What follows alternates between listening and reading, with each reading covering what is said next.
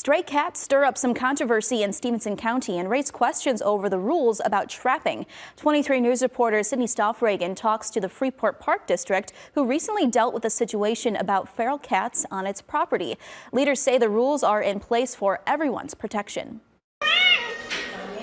The need and the demand is endless. A recent misunderstanding surrounding the discovery of kittens in Freeport Park prompts the Freeport Park District to educate residents on its rules about trapping. Executive Director Ron Schneider says it usually isn't allowed, but there are exceptions. We want to make sure the activity does not interfere with general use by the public or pose any harm to the public or pose any harm to natural resources or have any other adverse effect on the property of the Park District. A person who says they wanted to help Northern Illinois Prevention of Cat Overpopulation, or NIPCO, set traps for the kittens and received a violation ticket. The charge was eventually dropped. NIPCO is one of the few groups approved to trap cats in Freeport. Board President Leslie Litwin says the organization will work with the Park District to address any issues. You know, there's a difference between feral cats and domestic cats. The domestic cats were not born to live outside and fend for themselves. They are not equipped, which is why we were in such a rush to get them out of there.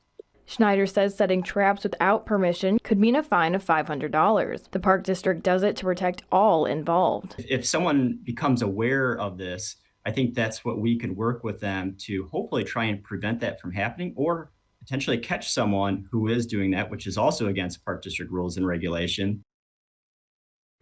Ron Schneider says the Park District will review any written requests by residents for a waiver or special use permit to entrap abandoned animals in the park.